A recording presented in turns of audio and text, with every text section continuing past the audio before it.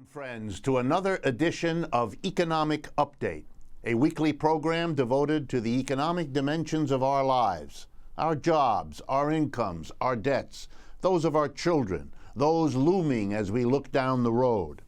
I'm your host, Richard Wolff.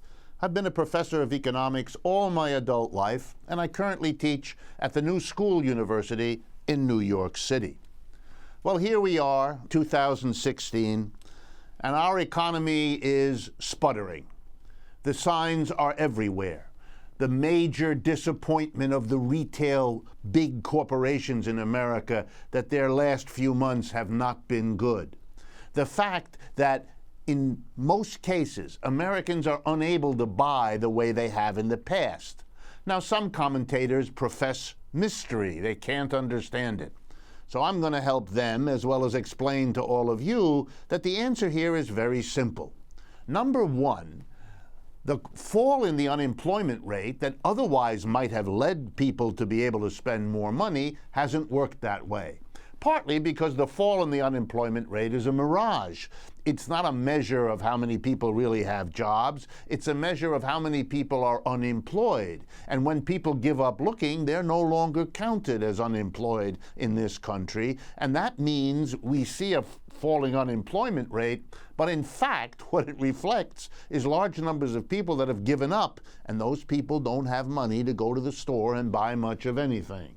Number two, those people who are getting jobs at much lower pay than they used to have in the jobs they lost. It's clear from all the statistics, which means that even when people get back to work in this country, few of them as there are, they're not able to buy the way they did before. And you put these two things together and you can understand why stores are not selling in anything like what they had hoped might happen. And if stores aren't selling goods and services, guess what? Companies that invest, that hire workers to produce goods and services, have no incentive to do so in a profit-driven system, because the only reason a capitalist hires workers or buys more inputs if that capitalist believes profit can be earned by doing that. And if people aren't buying, the profit isn't there, and so the problem of a lackluster so-called recovery continues, and the signs of it getting worse before it gets better are rising as well. Let me turn to some of our burning updates of the time, and I'll try to be cute this time as well as precise. I really can't not tell you about the next item. Most people listening to this program have a pretty good idea of what the word Budweiser means. It is the name of what has been the largest beer selling in this country, in the United States, for a long time. Back a few years ago, the Budweiser Corporation, originating in St. Louis, Missouri, thought it would be more profitable to the people who own and run the business if they sold it to another corporation. So they did. A company called InBev, which is actually a Belgian company that is based in the European country of Belgium. So the idea that nothing could be more American than a Budweiser beer turns out to have been an inaccurate statement, because a Budweiser beer is a Belgian beer for the last several years. As this became known, apparently the pressure rose inside the Budweiser folks, here now being a subsidiary of InBev from Belgium, that they needed to shore up their nationalist profile. So they've done that. They're making an experiment, and I wanted you to know about it.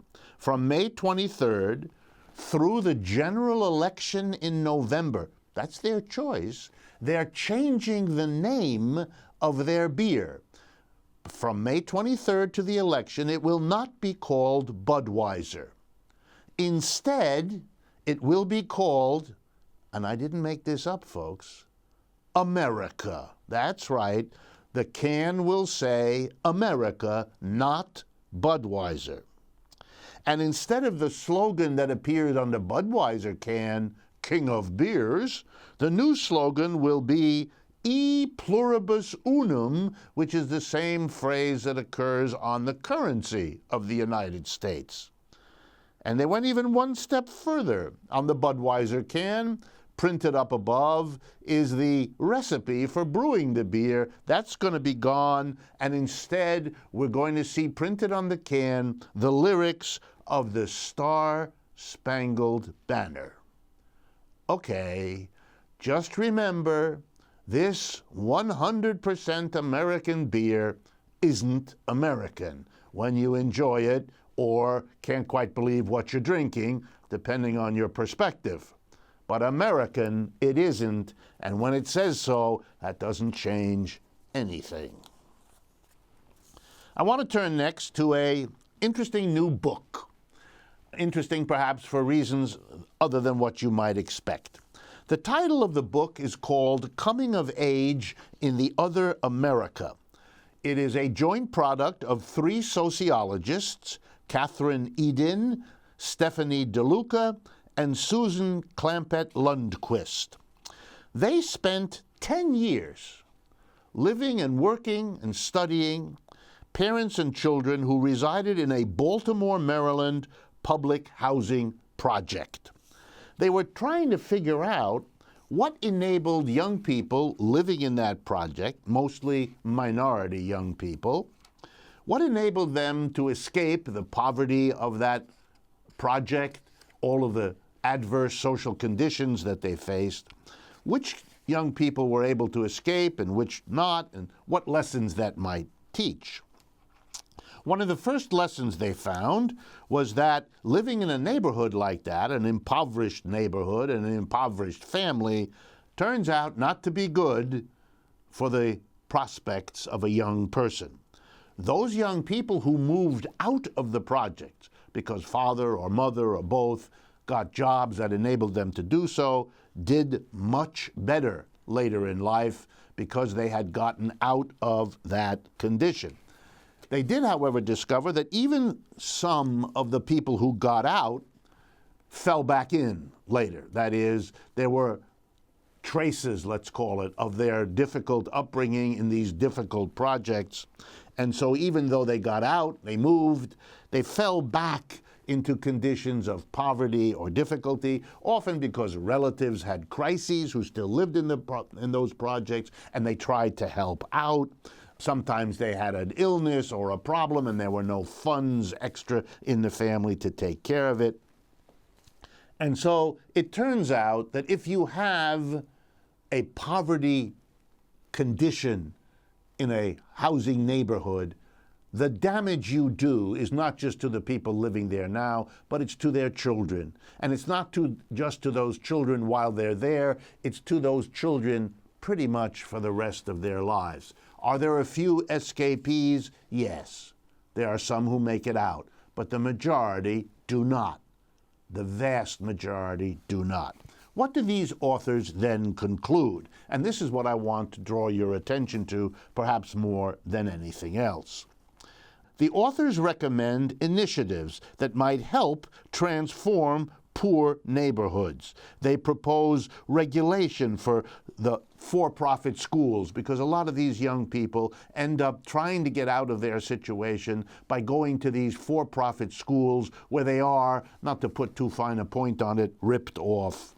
Many of them can't afford to go to a college and so never have the chance to move up by that means. So these authors recommend increasing college help and funding for folks at the bottom. Why am I bringing this up? Well, for 2 reasons. What the authors have found is not new.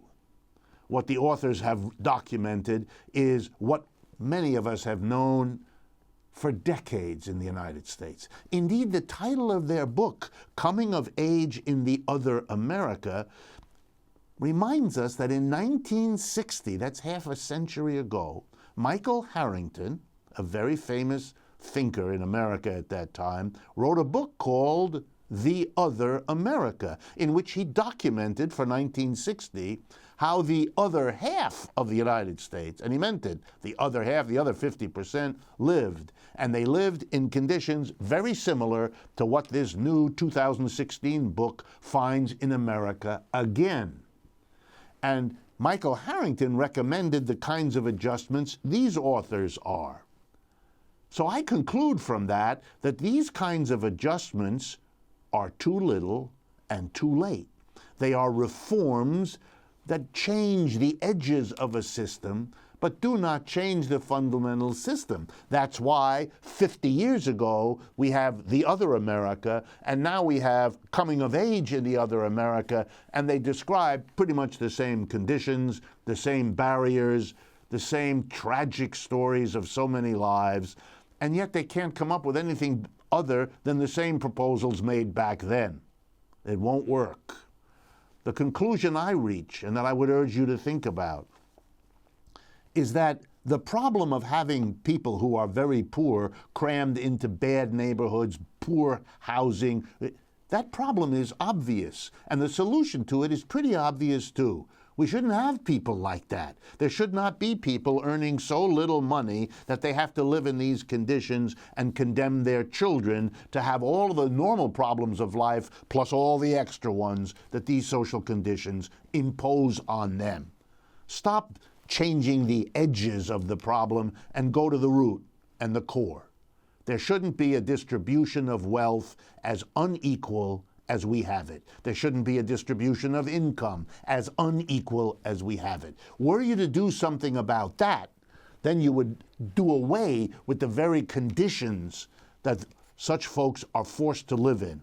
And then maybe we would finally not have every few years another study documenting what we knew and proposing changes we know aren't enough. The next update I want to bring to your attention is also a written report. This one is not a book, but it's a report by a very famous European student of business. I want to introduce her to you first and then tell you what her recent report finds. Her name is Virginie Perrotin, French. Virginie Perrotin is currently a professor of economics at a British university, Leeds University Business School in the United Kingdom. She specializes in the effects of firm ownership and governance on how companies work. I want to read to you her list of previous jobs she's held. Ready? She's had positions at the International Labour Office, the London School of Economics, the Centre d'études des revenus et des coûts, which is a central office in the French Prime Minister's office in Paris. She is a professor who has also acted as a consultant to the European Commission, the World Bank, and the OECD. You really could not get a more prestigious resume of a professor of business wherever you looked. Okay, what is that she's done? She's written a report. It's called What Do We Really Know About Worker Cooperatives? And it was published by Cooperatives UK, if you're interested in looking it up on the internet to find out the details of this report. I can also spell out her name, that you can find it that way, Perrotin.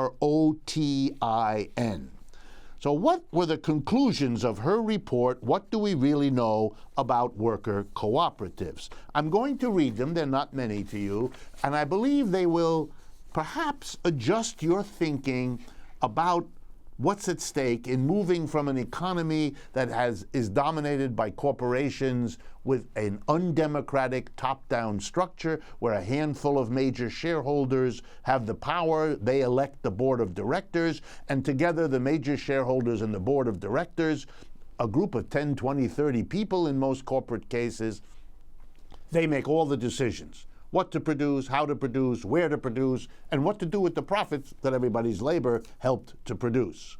Versus a worker co-op, where all those decisions are made democratically, one worker, one vote, bringing to the economic system the democracy that has so far been kept from it. She examined the two kinds of enterprises.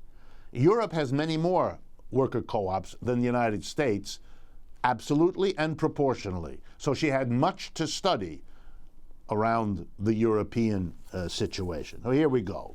What did she find? And by the way, she studied co-ops in Latin America, United States, and so on. So it's a general conclusion of years of study. And she also studied existing data on worker-owned and run businesses and compared them to conventional businesses. Here are her conclusions. 1. Worker cooperatives are larger than conventional businesses and are not necessarily less capital intensive. Let me explain what that means. Many people seem to think that worker co-ops are only something that applies to a very small business with very few workers.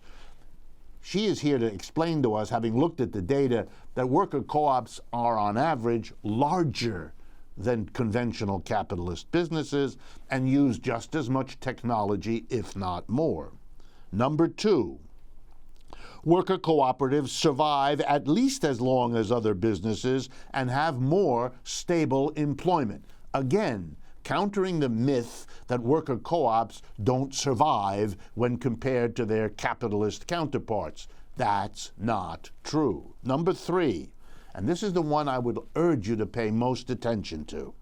Worker cooperatives are more productive than conventional businesses. Their staffs work better and smarter, and the production in them is organized more efficiently.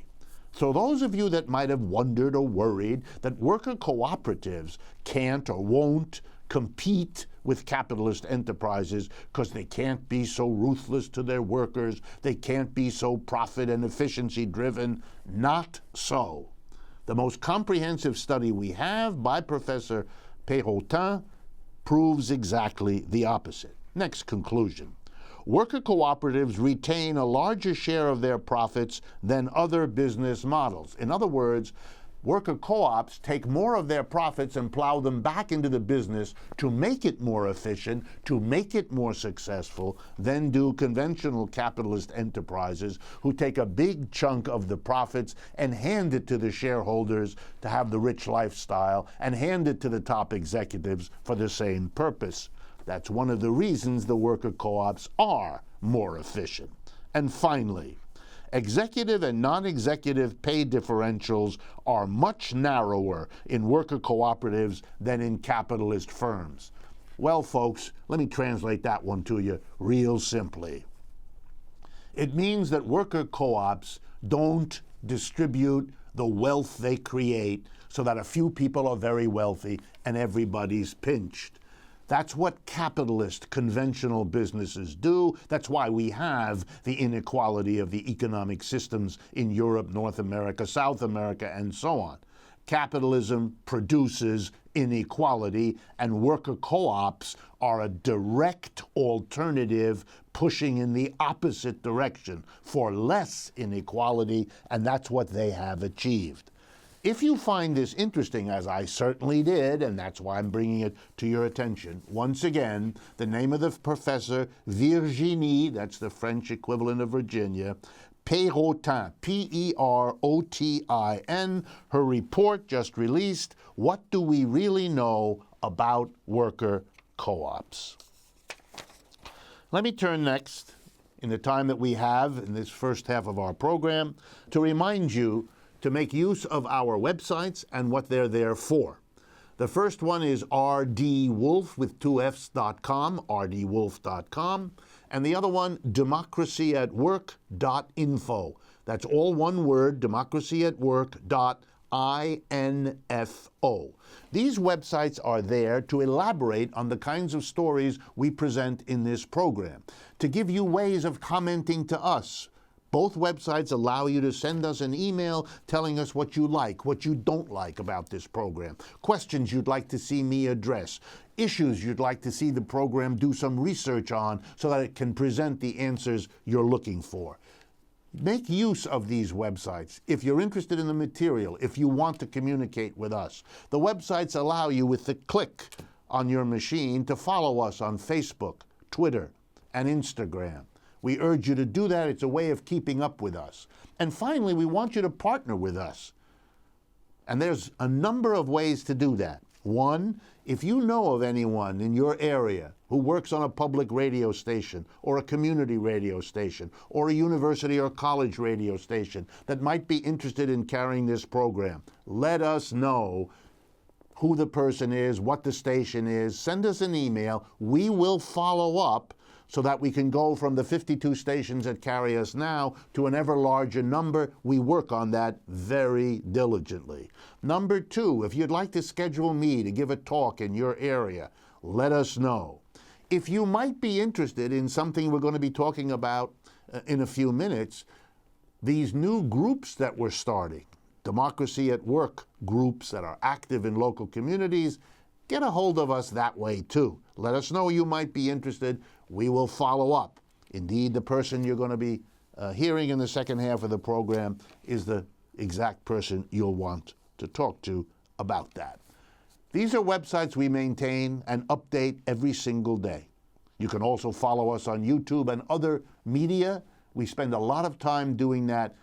Please make use of the material, make use of these websites. They're available to you 24/7, no charge whatsoever for anything that we do, that we make available to you in this way.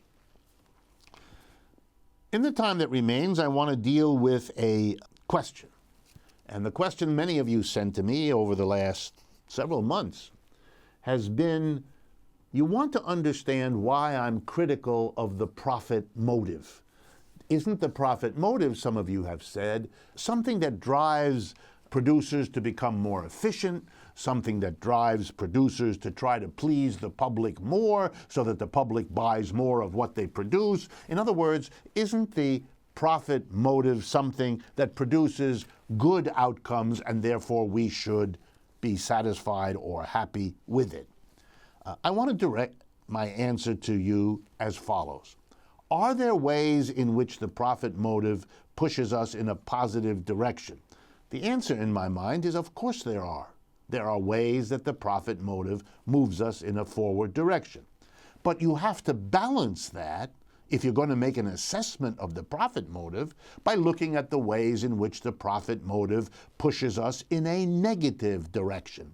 And then, once you've done that, if you're honest and forthright enough to do it, then you can weigh the positive outcomes of a profit motive, the negative outcomes, and then make an informed decision on whether this institution, the market and the profit motive that drives people, is an institution you want to keep, or an institution you want to change, or an institution you want to set aside because we can do better. That's the purpose of what I'm about to do, which is to tell you and give you several examples of how, where, when, and why the profit motive leads to awful social outcomes. Those have to be weighed in the balance, or else you're not doing a serious evaluation of an institution. So let's begin. One of the great problems afflicting the American economy, that every single person running for president, for example, in the last year, has agreed to. One of the fundamental problems is that jobs and job opportunities have left the United States and gone to other countries. Americans have lost jobs and job opportunities because those jobs have been moved to China, to India, to Brazil, and a host of other countries. That's why the clothing we wear, the appliances we use, say on the back of them, if you look closely, made in China or made someplace else. Okay, job loss. What is the cause of job loss? The answer is the profit motive. The reasons companies close their factories, their offices, and their stores in the United States and move them elsewhere is because it's profitable to do that. The profit motive made them go to where they could get the work done by paying people a lot less money. So if you are not happy with the job situation in the United States, which every presidential candidate said he or she was indeed unhappy, then you've got a problem with the profit rate.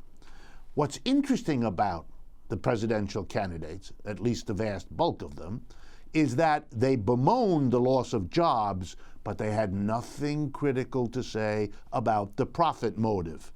That's because they're afraid to recognize what the problem is, and that's why I spend the time I do driving that point home. Let me give you another example. For 30, maybe 40, maybe more years, the cigarette companies in the United States produced something they knew was bad for the American people's health. Countless court cases, countless government investigations have documented this. Why did the cigarette companies continue to do it? Answer: because it was profitable. The profit motive meant that Americans by the thousands died of lung cancer and countless other health problems. Why did the Japanese company that makes automobile airbags continue to produce them, even after it had examples and cases where they were dangerous and even deadly? Because it was profitable. Why did General Motors not tell us the truth about the ignition failures that caused deaths? Because it was costly to their profits to have admitted it earlier. Why do we have an epidemic of Oxycontin in the United States? A drug, supposedly a painkiller, even though there are dozens of other painkillers, that is highly addictive and is known to be that, because it's profitable for the drug company to do it. Why do we have gentrification, neighborhoods that become impossible for middle and lower income people? Because it's profitable for building companies to make high rises in certain neighborhoods that only the rich can afford. Our social problems, almost all of them, can be traced back to having as one of their major causes the profit motive. So if you're going to look at the way our system works, if you're going to investigate whether the capitalist system with its profit-driven corporations and its market competition is a system we ought to maintain, we ought not to change, or perhaps we even ought to go beyond, the only way to do it that's honorable and honest is to weigh what it does that's positive and what it does that's negative. The latter is what is a taboo in the United States, and that's not one we are going to kowtow to. We've come to the end of the first half of Economic Update for today. Thank you very much for being with us. I hope you will stay with us. In the second half of today's program, we will be interviewing an organizer of Democracy at Work groups around the United States, and she will explain to us how and why she came to do this, what the goal of all of this is. And for many of you that have asked, is there something I can do? I listen to the radio program, I follow the websites, but I want to become more active and begin to help make change. I really want to be a partner to what this program is about. The second half of today will answer a number of your questions. Please stay with us. We will be right back. Welcome back to the second half of Economic Update for this week. I am very pleased to welcome to the microphone and to an interview that I've been looking forward to, Betsy Avila. So let me begin by saying to Betsy, thank you very much for joining us. Thank you for having me. Betsy Avila is the Digital Organizing Director for Democracy at Work. That's the team of people that produce this radio program every week. And she's the project manager of the Democracy at Work action groups that are forming around the United States. And that's really what we're going to be talking about today. But before we jump into it, let me tell you what else she's done in the past. She has been a field and digital organizer for Bernie 2016, Latinos for Bernie, and the Democratic Socialists of America. Originally from Los Angeles, she currently lives in New York City. So, as a way of introduction, let me explain. As I said towards the end of the last half hour, the first half hour of this program, we are now at the stage of a radio program that has grown spectacularly, that has, I am proud and humbled to say, inspired many of you to communicate with us, to partner with us in a variety of ways. Indeed, one of the reasons we're on 52 stations around the country is people like you have helped smooth the way to connect us with the radio stations or vice versa. Anyway, we are now at the point where a number of you and we hope this number grows, want to become active in your own neighborhood, your own town, your own state, to try to develop a critical understanding of the economic problems of our day, the way we do on the radio program, to spread that understanding, to engage other people in thinking critically so that we can move forward, and likewise to pick up on one of the major thrusts of this program, which has been to talk about an alternative way of organizing enterprises. Instead of the top-down hierarchical capitalist way, a worker democratic cooperative way. And because so many of you wanted to get active, we have decided that Betsy Avila, who works with us, is going to devote the major part of her time and energy to helping such groups get off the ground, develop a program, solve their practical problems. And it's really all why that's happening and where that's going to go that we're going to talk about. So, Betsy, let me begin by asking you almost a little bit of a personal question. Why are you doing this? What is it that brought you in your life to think about being an organizer, as you've already been, and now being an organizer for these kinds of groups which you are undertaking? Yeah, so I actually got started with Democracy at Work a few months ago, and I originally started helping out with writing emails and helping out with the website, and it would be, a huge question that would keep coming up. People would keep asking, how can I get involved? How can I help? And I remember being in the same position because I was a big fan of the show years ago, and I would even download them like 3 or 4 at a time and listen to them on long road trips. And there was that urge, like I really wanted to get involved. I wanted to, because I agree with everything you say, and I wanted to take action. And because I have this background in the field of digital organizing, it's something I wanted to bring to Democracy at Work. It's still a question I get a lot, so I'm just bringing my skill to the team. And I'm hoping that people get very excited about connecting with each other in their cities and helping, worker cooperatives and the mission for economic democracy. Okay. Let me ask you, one of the things when you and I were talking that the goal here is to engage local people in asking the hard questions and not being afraid to go where those hard questions lead in terms of facing the flaws, the failures, the problems of our existing economic system. Do you have a sense of people's receptiveness to that, of the prospects for your being able to do this? Oh, yeah. Tell us a little bit about how you see from your interactions with people what's welling up as an interest. Oh gosh, people are incredibly ready to start moving forward and changing the system. We can accredit a lot to Bernie, right?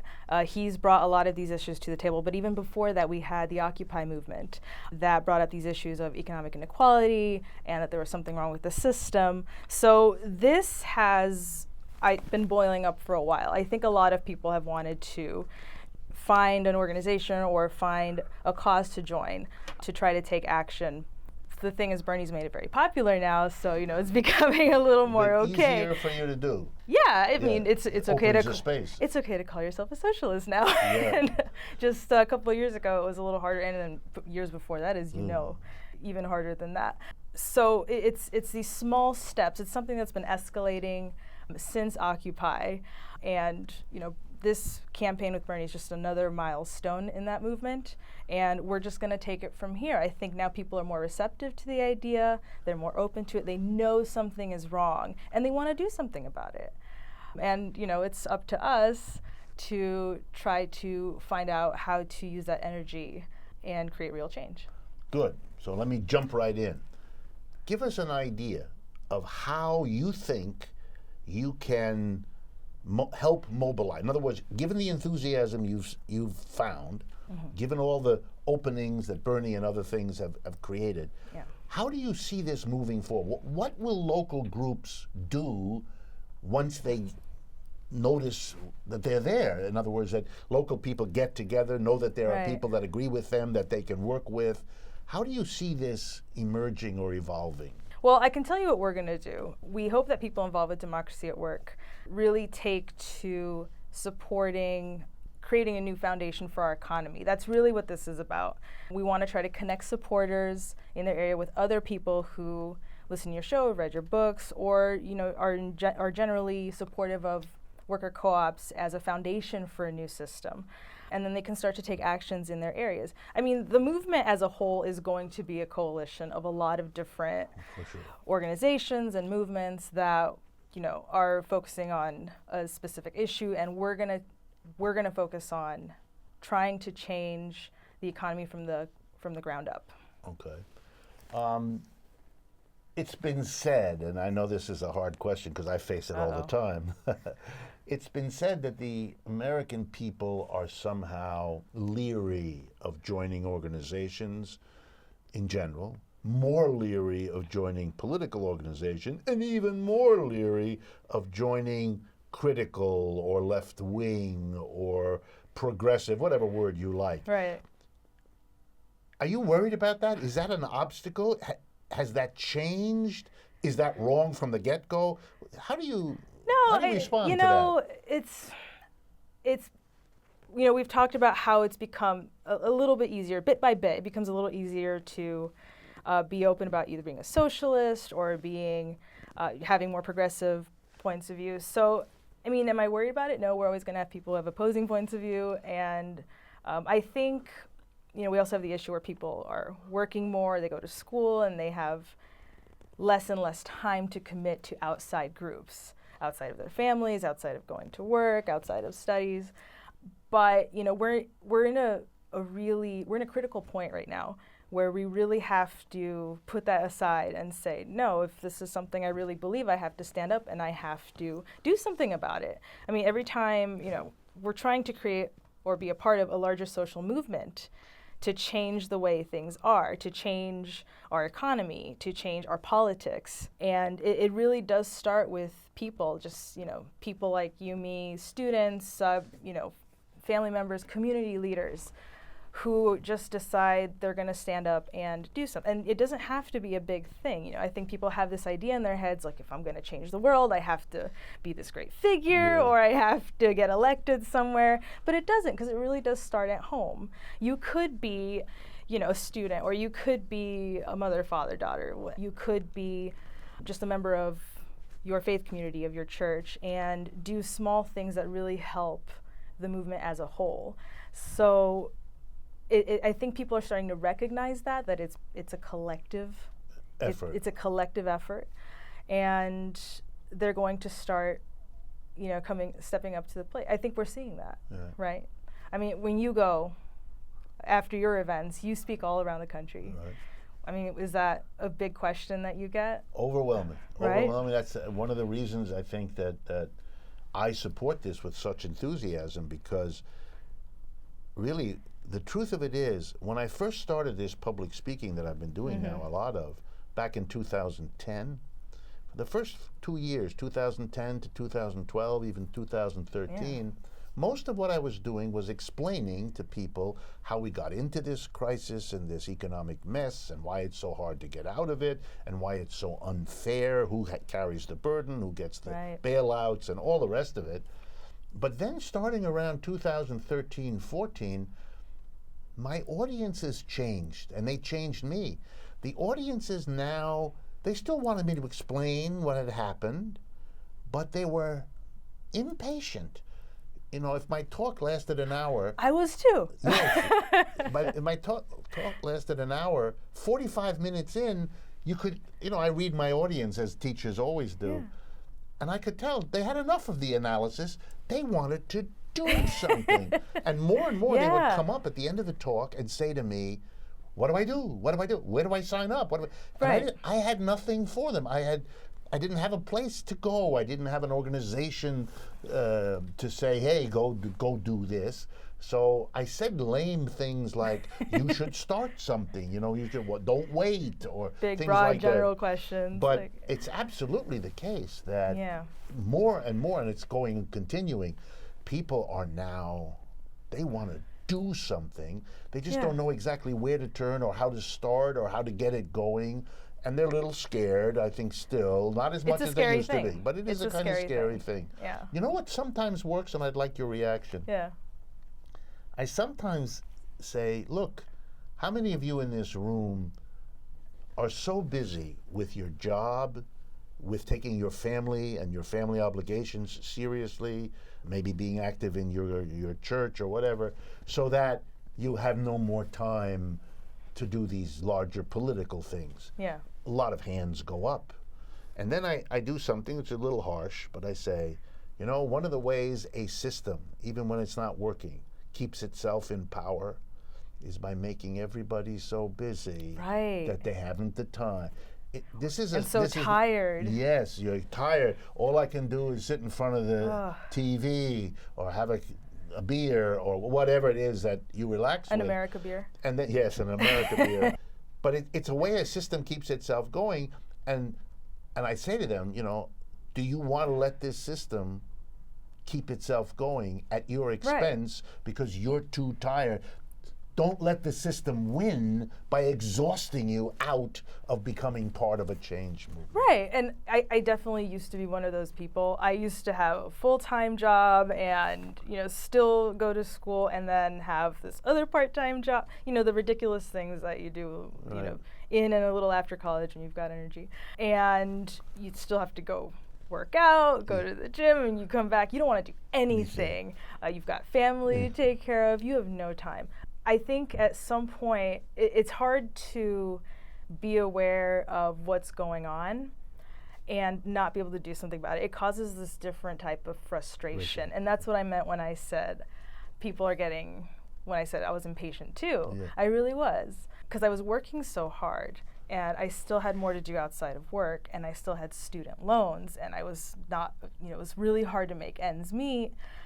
And you know, knowing it was a systematic problem is something that really pushed me to get involved in progressive politics.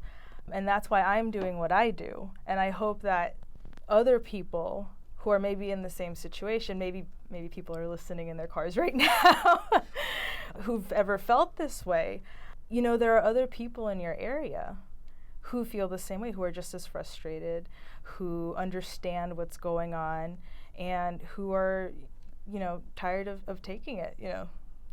And one thing that we're going to do is get you in touch with those people. And that's really where it starts. It starts with communicating. You know, once you get in touch with someone in your area who also agrees something is wrong and something has to be done, and you've connected with that person, and you connect with a third person and a fourth person, and it grows very slowly. I mean, it's a long process, but it does grow. And that's when real action happens. That's when you can start taking smaller actions, either supporting co-ops or continuing education in your area, or doing something on campus, or, you know, changing the curriculum of it. You know, there's really an endless number of things you can do. These small actions all contribute to the larger change that we're going through. And that's why I'm really excited about it, and I'm excited to be doing this with Democracy at Work. And let me ask you, I know you've only been working at this for a few months. Just a couple months. Tell us, though, if I'm understanding correctly, there are already some places where this is beginning. Can you give us a smattering of the response so folks have a sense that this is real and it's underway? Yeah, I mean, we've only been, we sent out the announcement via email maybe 2 months ago, right? And we sent it, and if you're not signed on to the Democracy at Work email list, you should definitely sign on, because they're really good emails. And we promote a lot of good stuff. But we first announced it via email a couple months ago, and we had incredible response from people all over the country. Here in New York, and we've got something going on in New York, and you and I can both talk about that. Los Angeles, Puerto Rico, but then we've got interest in a lot of other major cities: Detroit, Philadelphia, Baltimore. It really was surprising to see how incredible the response was just from an email. And I really hope it blows up after this. No, one of the reasons I mean, this is a service that my listeners have basically asked us to do. Mm-hmm. They've said 100 times, I mean, I can't tell you how many emails we've gotten saying, okay, thank you for the radio program, very nice, very polite, but tell us what we can do, how we can become. Otherwise, we're just building up, like you said, Betsy. We're just building up a frustration because we think about the radio program, we read the newspaper, we watch TV, we live in this society, we understand. We know what's going on. Yes, and but what we don't know is how, where, when. And then there's these, it's very important what you just said, that you can start small. You can start a small group where the imaginations and the energies of whatever small group starts will determine what you do. The point is to become part of, as you put it, this larger movement for change. And it is a scary thing to want to do. Like when you think about, well, I could do this small action, but what does that do in the face of this picture. Giant, you know, it doesn't look like a lot, but you know, you're doing one thing in Los Angeles, someone else is doing a smaller thing in New York, someone else is doing a smaller thing in Baltimore. All these things really do add up and create change. This is how movements start. This and, you know, solidarity with other organizations, this is how we get things going. So I'm excited to be a part of that. The famous, perhaps the most famous anthropologist the United States has ever had, a woman named Margaret Mead, was once asked in a kind of nasty interview. The interviewer said to her, well, I mean, that's a very small group there that's starting to fight for change. And she looked at him and she said, you know, I study human society from the earliest times to the present. That's what I do. And let me tell you something.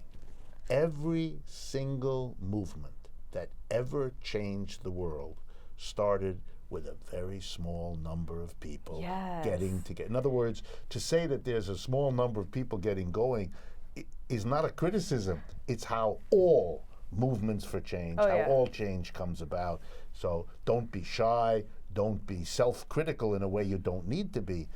The trick is to make the commitment and start doing it. Then it'll develop on its own. Yes, and most importantly, be public with your outrage, be public with what you want to do. Because what it does is it allows other people to do the same. You know, it's a few years ago it was very hard to come out as a socialist, not so much anymore, but now more people can. And now we're starting to see how big the dissenting voice of it really is. It's huge.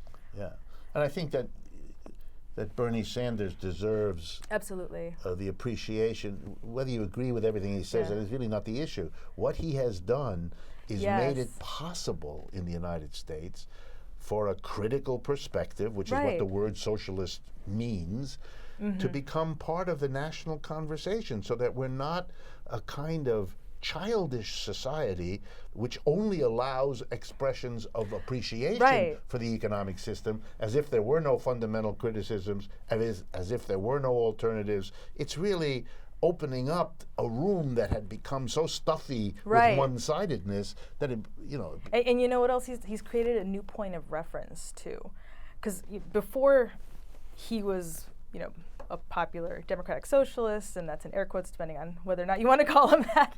But it used to be, if you told your friends you were a socialist, you know, they no longer think Stalin. They don't go back. You know, now it's just, they think Bernie. It's a new point of reference. That's a big deal. That's a huge deal. So we do have to credit him for that. If anything, we credit him for that. Tell me a little bit, how do you think, I mean, you've partly answered this, but how do you think groups forming in various communities as they respond to us, as you work with them, how do you think that adds up to the bigger changes? Help people thinking, listening to us right now, help them and help me connect the initiative at the base with the big changes that we kind of all know have to happen. Well, we know that there is a rising number of people who already know that there's something wrong and who already know something needs to change. But as we all know, and we all know people who have yet to get there. So one of the biggest things that we could do is do things in our community that educate people on, you know, what's wrong with this, on, you know, on how to critique capitalism and how to introduce alternative economic systems just into the ethos of the area. So you could, you know, if you were a group and you wanted to focus on education, you could host a teach-in, or you could host a film screening, or you could have a reading group. You can try to get economic update on your local station, hint, hint. Yeah. Or, if you wanted to take a more proactive approach, you could support existing worker cooperatives in your area, create an approved store list, support legislation that would benefit worker co-ops or the creation of worker co-ops. You could research starting or transforming a business into a future co-op. If you're on a campus, you could try to change the very heart of, you could really, petition for a Marxist economy class in your liberal arts college, or if you're in a business college, maybe a co-op development class, or, if you're a fan in high school, maybe a revised econ course. Right. I hardly remember mine, so that tells you how good they are. Start a student. And there really are an infinite number of things you can do. And I'm actually reading from a list of suggested actions that you can find. If you go to democracyatwork.info/groups, we have a list of materials and resources for you. So, we're not just asking you to stand up and say, I want things to stop. We're trying to provide the tools to make it easy for you to take action at the local level. Could you give us again the website address that people should go to? Yes, gladly. It is democracyatwork.info/groups. And on that page, you'll find materials, resources, a little intro to what we're doing. You'll find my emails everywhere. You can't miss my email on that page. But tell us that too. It's Betsy@democracyatwork.info. So let me repeat that for everyone. You want to talk to the person in charge here who's got all of this information at her fingertips. Do not hesitate. That's another service that our websites provide. Send an email to Betsy@democracyatwork.info, and that'll be an immediate way to get into this whole process. She will respond, and you're off to the races in terms of becoming part of this. I want to hear from you. If you're listening, I want to hear from you. We both want to hear from you. Look through the page, see if there's already someone in your area who wants to start a group, and then we'll take it from there. Wonderful. That's what a digital organizer is That's these what days? I'd like to think most organizers are digital, or should be, because we live on our phones now. So. Well, it's really so interesting. It used to be that organizers would say things like, all organizations start over the kitchen table. And they still do. And they still do. They still do. But this digital kind of smooths the way to that stage. Yes. It gets you into the beginnings of an interaction that can then become the right. other. And I mean that's part of what we're trying to do here too, is put you in touch so you can talk to someone face to face. Nothing will ever be better than organizing face to face. It's the strongest thing you can do. But we do have tools that allow us to connect people from longer distances, or people who might be neighbors and not know each other, might both be fans. And I think that's a little bit about how organizing has evolved too in the last couple of years. Tell me if you can, we're running out of time, but tell me if you can, you just as a person, Betsy, what is this doing for you? What does this kind of organizing work, how does it fit into your personality, into your personal goals, into your sense of the meaning of your own life? Oh gosh. Oh, that's so deep. Yeah. It's just think of it almost this way. Increasingly. If your uncle or your aunt said to you, "Why are you doing this, Betsy?" What would you? And they know you as an individual, as a person in their family, and so on. See, they also know better than to ask me that question, because then they're stuck for an hour lecture from me. Let me tell you, it's becoming. I actually was involved in electoral politics and worked for some elected officials before I got involved in activist politics. And I mean, great people, great work, but it's just become increasingly clear to me that if we ever want to see change, it has to come from the ground up. Yeah. They react to what we do. So I feel like I'm contributing a little bit to that movement by being on the other side of things, by talking to people, by encouraging them to stand up and be loud and take action. So that's why I enjoy doing this. Okay, very good. All right, folks, Betsy's a great organizer. She's also very modest, so I'm not going to draw her out anymore. But I do want to underscore, if you're interested, go to the website, look up groups. That's the place where you'll find the material we've already gathered. And email Betsy at democracyatwork.info. Her job and our organization is there to help build whatever groups any of you might be interested in developing. We've come to the end of our program. I want to thank you, Betsy, for being with us. Thank you. Urge you to listen to what Betsy had to say and what she represents as a whole new generation that knows what it has to do and has a pretty good idea of how to go about doing it. Please join us again next week. Make use of our websites as I always ask you to do. I want to thank truthout.org, that remarkable independent source of news and analysis, for the partnering that they have been doing with us for so long. We really appreciate it, and we urge you to make use of Truth Out as well. I look forward to talking with you again next week.